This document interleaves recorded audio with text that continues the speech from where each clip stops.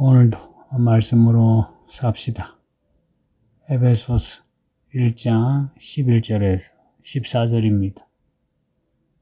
하나님은 모든 일을 하나님이 뜻하신 대로 이루십니다. 그냥 이루시는 게 아니고 치밀한 계획 가운데 때에 따라 일을 이루십니다. 그래서 하나님이 하시는 모든 일은 때가 찬 일들입니다. 그 일들이 모여 하나님의 이야기, 하나님의 경륜이 됩니다. 그러니까 하나님이 뜻하시는 일이 무엇이냐? 구체적으로 말하면 나를 구원하시는 겁니다. 지옥에 떨어질 수밖에 없는 죄인을 구원하셔 하나님의 자녀로, 아들로 삼으시고 영원히 하나님의 나라에 살게 하시라는 겁니다. 사랑이에요. 그냥 무지막지한 사랑이 아니고 하나님의 거룩하심, 의로우심을 따라 우리를 사랑하십니다. 하나님의 아들이 십자가에 죽임을 당하신 것, 그리고 사람으로 태어나신 것, 사람으로 태어나기 위해 그 많은 족보의 사람들이 필요했던 것, 또 셀 수 없이 많은 사건들이 중첩되어야 했던 것, 하나님의 경륜입니다. 그렇게 해서 나를 구원하신 겁니다. 할렐루야. 우리가 오늘 이 말씀을 읽고 들을 수 있는 것, 이 많은 하나님의 일들의 결과물입니다. 그래서 하나님께 감사하고 찬양해야 합니다.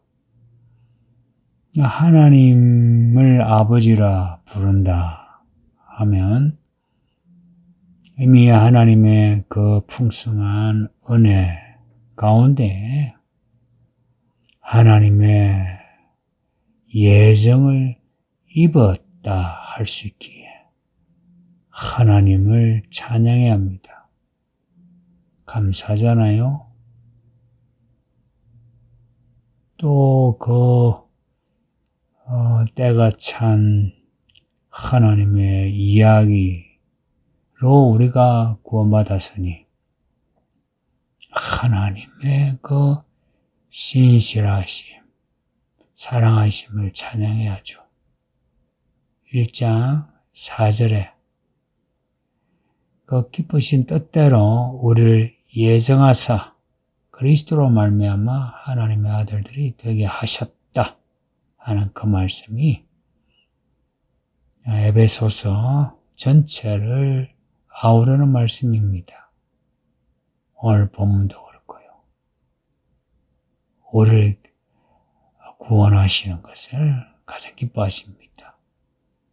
하나님의 예정의 핵심, 우리를 구원하는 이야기입니다. 날 구원하시는 것. 이게 하나님의 예정입니다. 어떻게? 그리스도로 말미암아 그리스도 안에서 하나님의 모든 일들을 이루신 겁니다. 그 결과 오늘 우리가 하나님을 아버지라, 하나님의 아들이 된 겁니다. 이렇게 하나님의 아들들이 되었다 하면 아들은 아버지로부터 유업을 받죠. 재산을 받죠. 그걸 성경에는 유업 혹은 기업이라 합니다. 11절 뒤에 그 안에서 기업이 되었으니 하는 의미는 그리스도 안에서 유업을 받았다 라고 할 수 있습니다. 우리는 단지 구원만 받은 것이 아니라 하나님에게서 기업을 받았고 또한 우리가 하나님의 기업이 되었습니다. 자, 방금 한 말을 잊지 마세요. 우리는 하나님이 주시는 기업을 받았고 또한 우리가 하나님의 기업이 되었다는 것.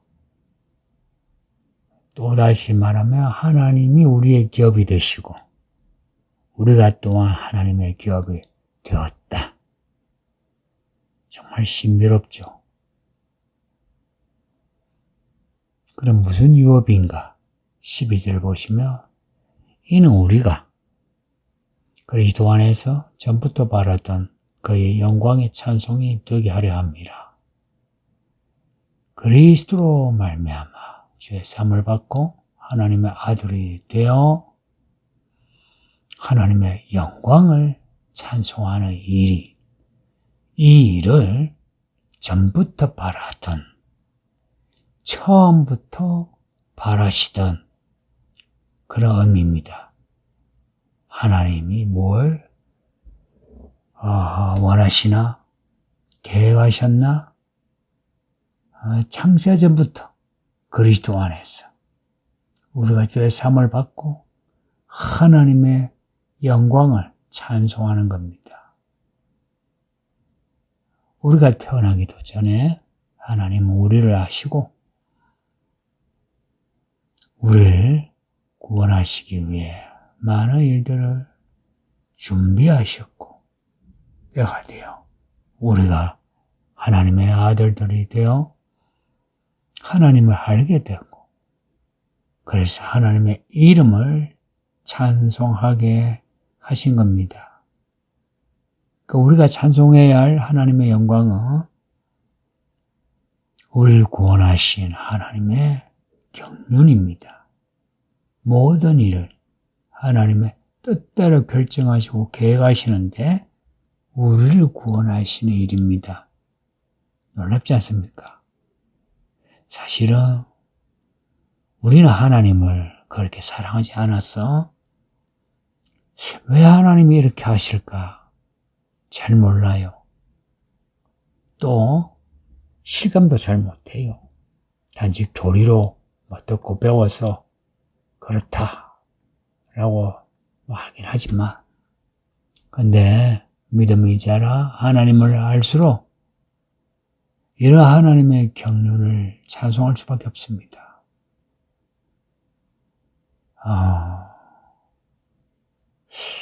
앞에 갈라디아서 그 마지막 구절에서 마지막 인사말 바로 앞에 있는 구절에서 내게 예수의 흔적이 있다 그랬죠. 그 말처럼 우리가 우리의 삶에 하나님의 이야기를 가지면 하나님을 찬양하지 않을 수가 없습니다. 그래서 우리의 일상에서 하나님의 이야기를 경험한다는 것 정말 중요합니다. 첫째는 죄사함을 경험해야 합니다. 그래서 매일 회개해야 합니다. 그리고 마음 결단해서 새로운 사람으로 살아야 되고요. 그 다음 하나님이 우리에게 주신 지혜와 총명을 하나님의 경륜을 살아내야 합니다. 그 지혜와 총명으로 살아야 된다는 거예요. 단지 믿습니다 하고 그냥 사는 게 아니라 하나님이 주신 지혜와 총명으로 하나님의 이야기를 살아야 하는 겁니다. 그래서 믿음으로 산다는 건요, 지혜와 총명, 한마디로 말하면 똑똑해야 합니다. 그렇게 하지 않으면 우리를 구원하신 하나님, 우리를 이끄신 하나님, 다시 오시는 예수님을 알지 못합니다. 왜 이 마지막 시대임에도 불구하고 교회 성도들이 오실 예수를 갈망하지 않고 준비하지 않느냐? 하나님이 누구신가 몰라서 그렇습니다. 성도님들은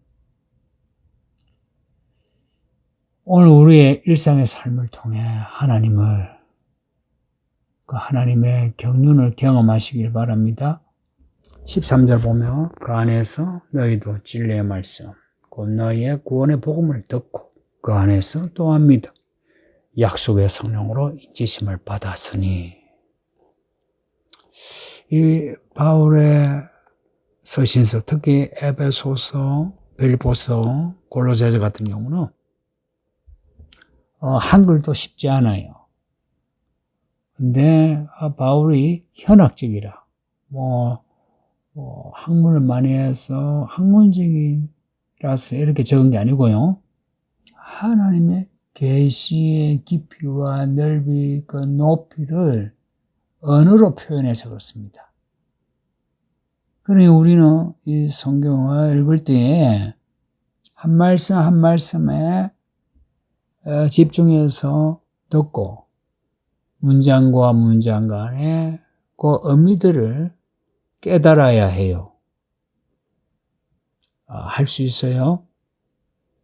내가 이 말씀을 집중하고 엎드려 듣고 순종하면 깨달을 수 있어요. 이 말씀을 회피하지 말기를 바랍니다. 우리가 읽고 있는 이 진리의 말씀, 이 복음을 들음으로 우리가 하나님의 경륜을 경험하게 되고 알게 됩니다. 들음으로. 그래서 구약의 믿음의 표준이 뭐냐? 말씀을 듣는 겁니다. 신약 또한 그렇죠. 믿음은 들음으로, 열매는 믿음으로 행함으로 맺히게 되죠. 들음으로 믿음이 시작된다는 거. 그리고 끝까지 들어야만 열매 맺을 수 있습니다. 진리의 말씀이 뭐냐? 구원하시는 복음입니다. 그래서 성경의 진리 핵심 복음인데 구원이에요. 구원. 이 말씀을 읽는다, 듣는다, 지킨다. 이건 구원받은 사람의 표시입니다. 교회 오래 다녀도, 교회 일을 할지라도 말씀을 읽고 듣고 받아들이지 않는다면 구원받은 사람의 표시 없는 거예요. 고민 좀 하셔야 될 겁니다. 그들은 이 구원받지 못한 사람의 특징은 말씀을 항상 걸러서 듣거나 아니면 반사합니다. 다른 사람에게만 적용시켜요. 자기는 문제가 없다는 거예요. 이런 사람 스스로 말씀을 떠나게 됩니다. 스스로.